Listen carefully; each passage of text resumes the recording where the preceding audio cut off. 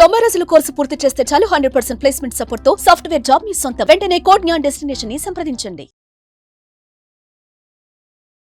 నమస్తే రవీంద్రనాథ్ గారు. నమస్తే అండి జవేరి గారు. Unnatural sex with wife, sexual assault ఇది ఎంతవరకు నేరం కింద చూడొచ్చు? ఎందుకంటే రీసెంట్గా ఛత్తీస్గఢ్ కోర్టు జడ్జ్మెంట్ ఇచ్చింది.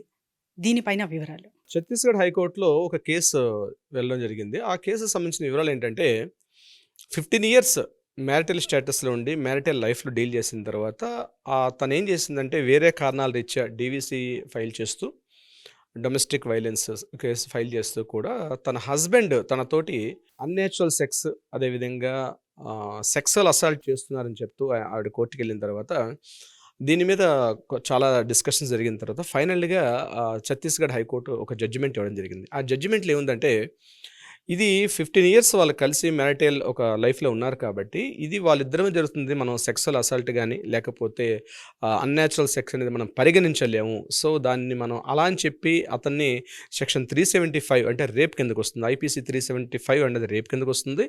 377 అనేది ఏంటంటే ఇప్పుడు నేను చెప్పినటువంటిది బలవంతంగా చేసినటువంటిది వైఫ్తో చేసినటువంటిది కూడా దీని కిందకు వస్తుంది అనమాట. ఈ రెండింటిని సంబంధించి అది మనం అట్లా పరిగణించలేము అని చెప్తూ ఛత్తీస్గఢ్ కోర్టు ఆ కేసును కొట్టేయడం కూడా జరిగిందనమాట.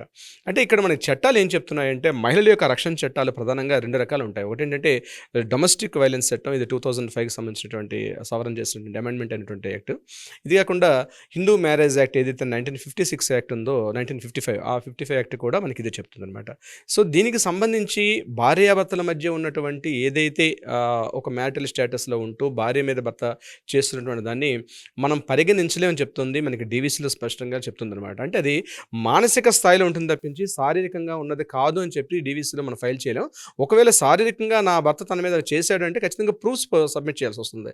సో 99% ఆఫ్ కేసుల్లో ప్రూఫ్ సబ్మిట్ చేయడం చాలా కష్టం. అది మళ్ళీ ప్రూఫ్ సబ్మిట్ చేస్తే అంటే కెమెరాస్ కానీ ఇట్లాంటివి పెడితే మళ్ళీ కెమెరాలు ఎందుకు పెట్టామనే విషయం మీద కూడా మన రకరకాల కేసులు వస్తాయి. కాబట్టి డొమెస్టిక్ వైలెన్స్లో ఇది యాక్చువల్గా తప్పుగా మనకి పరిగణించడం అనమాట యాక్చువల్గా. సో దీన్ని యాక్చువల్గా తీసుకునే అవకాశం లేదు. కానీ కేరళ హైకోర్టులో మాత్రం అక్కడ డొమెస్టిక్ వైలెన్స్ ఆ రాష్ట్ర చట్టాల్లో మాత్రం కేరళ హైకోర్టులో మాత్రం ఇది డొమెస్టిక్ వైలెన్స్ కిందకు వస్తుంది. ఇది కూడా చూపించాల్సిన అవసరం వస్తుంది. అంటే ఒక భర్త తన భార్యకి ఇష్టం లేకుండా ఆమెతో చేసినటువంటి లైంగికపరమైనటువంటి చర్యలు ఏమున్నా సరే లేదా ఆమెను ఆ రకంగా ఫోర్స్ చేసినా సరే, ఆమెకి ఇష్టం లేకుండా ఫోర్స్ చేసినా, అదేవిధంగా ఆమెకి ఇష్టం లేకుండా అన్యాచురల్గా ఆమెతో రకరకాలుగా పార్టిసిపేట్ చేయమని ఫోర్స్ చేసినప్పుడు కూడా అది రేప్ కింద పరిగణించలేము. అంటే సెక్షన్ ఐపీసీ 375 కింద దాన్ని మనం యాక్సెప్టెన్స్ ఇవ్వలేమని చెప్తూ కోర్టు అనేక సందర్భాల్లో కేసుల్లో కూడా చేయడం జరిగింది.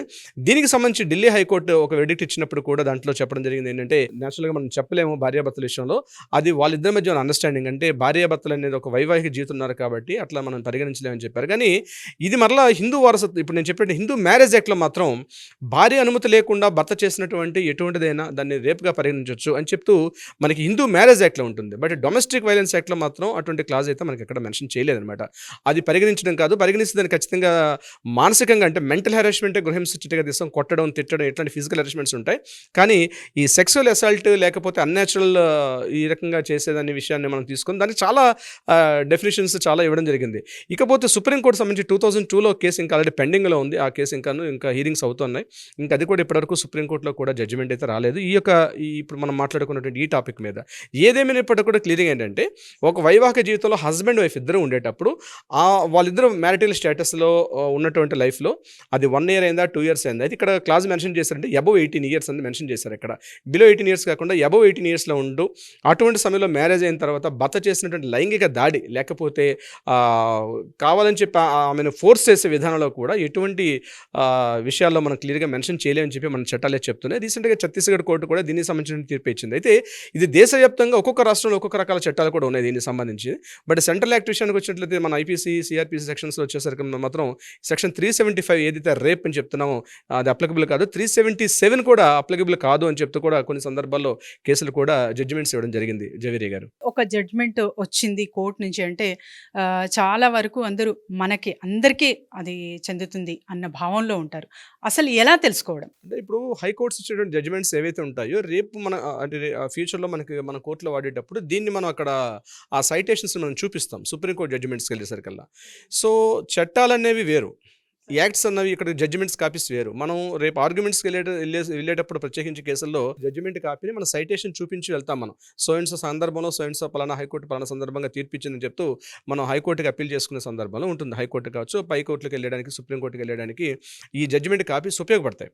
అంతేగాని ఈ జడ్జిమెంట్ ఛత్తీస్గఢ్ హైకోర్టు ఇచ్చిన జడ్జిమెంట్ త్రూఅవుట్ ఇండియాకి అప్లికబుల్ అవుతుంటే అట్లా ఉండదన్నమాట. సో జడ్జిమెంట్ కాపీస్ డిఫరెంట్గా ఉంటాయి. ఏదేమైనప్పుడు కూడా మనం ఎక్కువగా మహిళల యొక్క రక్షణ చట్టాల్లో డొమెస్టిక్ వైలెన్స్, అదేవిధంగా మనం మాట్లాడుతున్నటువంటి హిందూ మ్యారేజ్ యాక్ట్, దీనికి సంబంధించినటువంటి ఏవైతే నిర్దిష్టంగా అక్కడ మెన్షన్ చేశారో ఆ యాక్ట్లో ఏవైతే ఉన్నాయో అది మాత్రమే ఇప్పటికి కూడా మనకు ఉండే అవకాశం ఉంటుంది. ఈ మధ్య కాలంలో చూస్తున్నాం sir, divorce cases especially. So ఇలాంటివి కూడా ఆరోపణలు వేసే ఛాన్సెస్ ఉంటాయి. సో దీనివల్ల ఇలాంటి జడ్జ్మెంట్ వచ్చింది అని భావించచ్చా? అంటే డివోర్స్కి ఇది కారణం. అదే ఇప్పుడు మీకు చెప్పాను, డొమెస్టిక్ వైలెన్స్ ఇది చూపిస్తూ ఇది మెంటల్ హెరాస్మెంట్ కిందకు వస్తుంది, మెంటల్ హెరాస్మెంట్ కింద తీసుకుంటారు తప్పించి ఇది జరిగింది అని చెప్పి డొమెస్టిక్ వైలెన్స్లో, అదే నేను చెప్పేది, డివోర్స్కి అప్లై చేసినప్పుడు ఇది కారణంగా చూపించేటప్పుడు ఆ సందర్భాలు, ఆ సిచ్యువేషన్స్ అన్నీ మారిపోతుంటాయి. జవేరి గారు స్పెసిఫిక్గా ఇలా ఉంది కాబట్టి మాకు డివోర్స్ ఇచ్చేయమని చెప్పడం కరెక్ట్ కాదు. కాబట్టి ఆ సిచ్యువేషన్స్ని బట్టి మారిపోతుంటాయి అవన్నీ కూడా. చాలామంది ఇలాంటి ప్రాబ్లమ్స్ ఫేస్ చేస్తున్నా, లేకపోతే ఇలాంటివి తెలుసుకోవాలన్నా కూడా మిమ్మల్ని సంప్రదించడం ఎలా? తప్పనిసరిగా జవేరి గారు, కింద ఏంటంటే స్క్రోల్ అవుతున్నటువంటి నెంబర్ని కాంటాక్ట్ చేయగలిగితే మన లీగల్ టీం వాళ్ళకి అప్రోచ్ అవుతారు. అప్రోచ్ అయ్యి ఏదైనా సలహా సంప్రదింపులు కావాలనుకున్నా, అదేవిధంగా న్యాయపరంగా పరిష్కారం అనుకున్నా కూడా ఆ దిశగా మన వాళ్ళు ప్రయత్నం చేస్తారు. ఇమీడియట్గా మీ చేతిలో ఉన్న మొబైల్ తీసుకొని ఆ స్క్రోల్ అవుతున్న నెంబర్ని కాంటాక్ట్ చేయండి. మన లీగల్ టీం మిమ్మల్ని అప్రోచ్ అవుతారు. Thank you sir. Thank you so much అండి జవేరి గారు. సుమన్ టీవీలో మీ పర్సనల్ అండ్ బిజినెస్ ప్రమోషన్స్ కోసం కింది నెంబర్కి కాంటాక్ట్ చేయండి.